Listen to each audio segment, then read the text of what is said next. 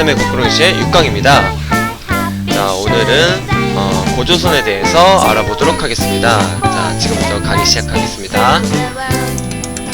네, 교과서 26쪽이에요. 자, 학습 문제 읽어볼게요.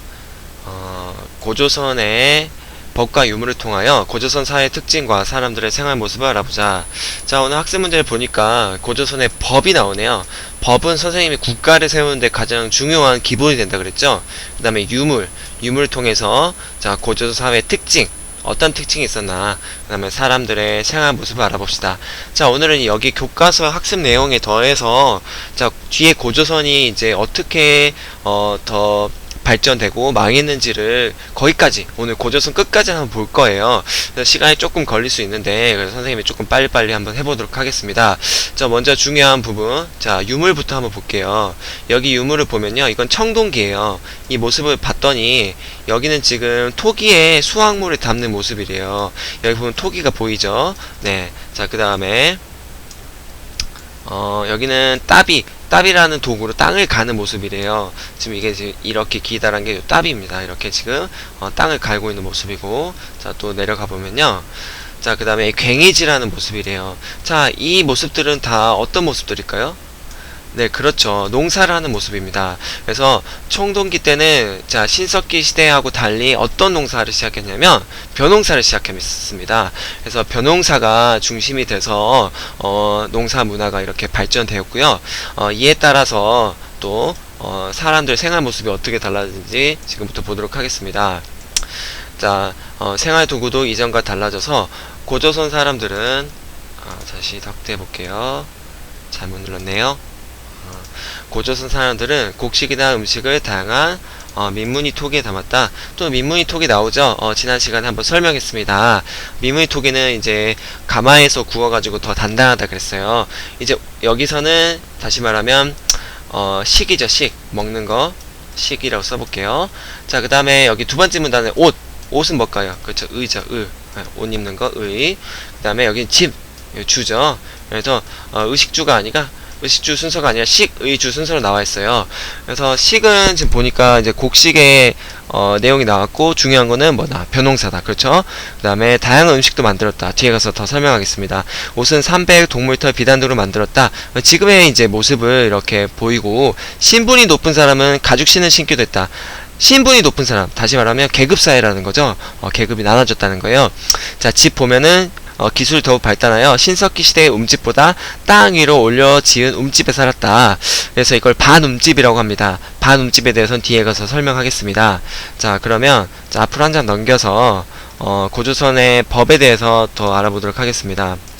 고조선의 법은요, 지금 원래 8개인데요. 여기 보면 8개라고 나와있죠. 8개인데, 지금은, 8개지만, 3가지만 지금 이제 전해지고 있다고 이렇게 나와있어요. 자, 3가지. 현재는, 3가지만 전해지고 있다. 자, 지금 보면, 사람의 죽인 자는 사형에 처한다. 네, 사형. 아이고, 좀 이상하네. 네. 그 다음, 상처 입힌 자는 곡식으로 갚는다. 그 다음에, 도둑질한 자는 도둑 맞은 집에 노비로 삼는다. 네, 이 3가지를 보면 각각의 특징이 있습니다. 뒤에 가서 조금 더 살펴보고, 사형이란 말, 곡식이란 말, 노비란 말, 이 3가지를 꼭 기억을 하세요. 우리 수업 시간에도 이거에 대해서 한번, 친구들하고 토의해 보도록 하겠습니다. 자, 선생님이 정리한 걸 넘어갑니다. 자, 고조선 사회는요, 지금 여기 좀 복잡할 수 있는데 크게 2가지로 보면 돼요. 고조선 사회는 좀 시대가 길었기 때문에 청동기도 있고 철기 시대도 있는 거예요. 자, 그러면 이쪽, 자, 이렇게 보겠습니다. 이쪽은 이제 청동기예요. 여기 그림 보이죠? 청동기 시대. 이때 청동기 시대 고조선이고, 자, 그 다음 뒤에 가서는 여기 그림 보이죠? 네, 철기 시대 고조선이에요. 이 2개 나눠서 설명을 해볼게요. 철기 시대는 이제 당군왕검의 고조선이라고 볼 수 있어요. 자, 청동기 문화의 전성기였다. 그 다음에 옷 입는 거는 삼배 모직 명주. 그 다음에 잘 사는 사람들 가죽 옷이나 가죽신. 주로 이제 보통 사람들 집신을 신었고, 자, 먹는 것이 중요한 건 벼농사 시작했다. 네, 벼농사라는 것은 그만큼 조나 수수보다는 더 배부르게 하는 아주 귀한 음식이었어요. 그래서 벼농사는 쉽게 먹을 수 있는 음식은 쉽게 먹을 수 있는 건 아니었고, 자, 그래서 벼 농사가 잘 될 때만 그렇게 특별하게 먹었던 그런 음식이라 보면 되겠습니다. 그다음 민물이 토기, 그 다음에 조미료, 이때부터 된장이나 간장을 쓰기 시작해요. 이건 책에 없는 내용이에요. 그래서 음식 만드는 그런 기술도 발달했다라고 보면 되겠습니다. 이때 김치도 나와요. 이때 백김치인데 고춧가루는 아니에요. 고춧가루는 이제 나중에 조선시대에 들어와요. 그래서 이때는 백김치였고 그냥 소금에 절인 무김치라고 보면 되겠습니다. 자, 집은 반움집이에요. 반움집이라는 것은 움집보다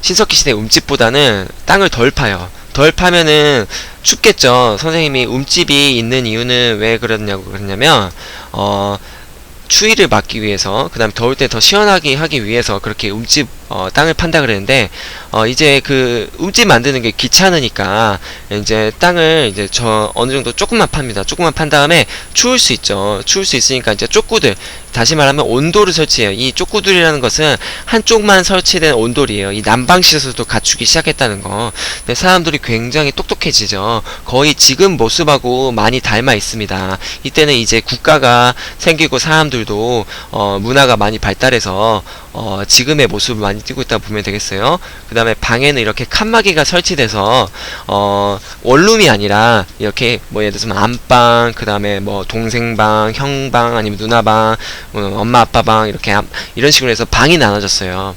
사람들의 생활 공간이 이렇게 독립되기 시작했다. 자, 여기까지가 청동기 시대 고조선 사회고, 고조선 사회가 철기 시대로 넘어가기 시작해요. 자, 단군왕검의 후손이 계속 이어지다가 위만이라는 사람이 나타납니다. 위만은 단군왕검의 그런 자손이 아니에요. 위만은 중국 연나라에서 1000명의 무리를 이끌고 와가지고 그 당시 왕이던 준왕을 몰아내고 자기가 왕이 돼요. 선생님, 그러면 위만이라는 사람은 중국 사람 아니에요? 그러면 고조선은 이제 중국 국가가 되는 거 아니에요? 라고 물어볼 수 있겠지만, 위만은 고조선 사람의 모습을 하고 있다고 그래서 위만의 조선도 우리나라 역사로 포함을 지금 시키고 있어요. 자, 이때부터는 강력한 철기 문화를 바탕으로 했다. 이제 철을 만들기 시작합니다. 그래서 철로 만든 무기, 철로 만든 농기구. 자, 철로 만든 무기가 생기면 사람들이 그만큼 더 자기 땅을 넓히려고 전쟁을 많이 하겠죠. 그냥 철기 농기구는 굉장히 부러지지도 않고 해서 농사를 발달시킵니다. 그래서 먹을 식량을 많이 생산을 해내죠. 자, 그 다음에 기원전 108년에 위만조선은 그래서 굉장히 많이 힘이 세졌지만 나중에는 중국 한나라의 침략으로 멸망합니다. 이것도 어떻게 보면 한나라가 멸망시켰다기보다 우리 내부에 배신자가 생겨서 나라가 망했다고 보면 되겠습니다. 자, 근데 여기는 지금 고조선이라 했고 여긴 조선이라 그랬죠. 자, 이 고조선이 나왔다는 말은 선생님 지난 시간에 얘기했듯이 고려시대에 이련 스님이 삼국유사에서 처음 썼다 그랬어요. 자, 근데 선생님 이 고조선을 구별하는 것은 그 고려시대 이후에 조선시대가 구별한다고 했었잖아요. 보통은 그렇게 구별하는데, 사실 이련 스님이 왜 여기 고조선을 썼냐면 위만의 조선하고 구별하기 위함이에요. 이련 스님은 고려시대 사람이니까 뒤에 조선이 생겼는지 안 생겼는지 사실 모르는 거잖아요. 그렇죠? 그래서 이 조선을 단군왕검의 조선과 위만의 조선 이렇게 두 개를 나눠서 단군왕검의 조선을 이제 앞에 옛고를 붙여서 고조선이라고 붙였습니다. 자, 시간이 많이 지났으니까 빨리 넘어가겠습니다. 아까 팔주법 봤죠? 사람 죽이는 자는 사형에 처한다. 이것은 사람 목숨을 중요하게 여겼고, 그 다음에 나라에 그만큼 강한 권력이 있다는 걸 얘기해요. 법이라는 건 나라를 만드는 데 굉장히 중요한 기준이 된다 그랬어요.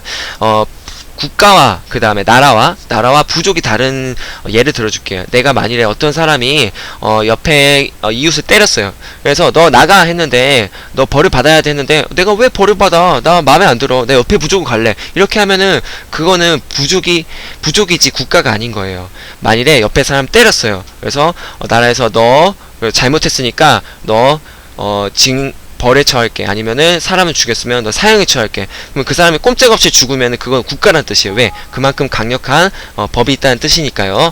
자, 선생님 컴퓨터가 안 좋아서 자꾸 이런 게 뜹니다. 미안합니다. 자, 두 번째, 남에게 상처를 입힌 자는 곡식으로 갚는다. 그만큼 곡식이라는 것은 농경사회, 농사를 지었던 사회고 그 다음에 개인 재산이 있다는 뜻이겠죠.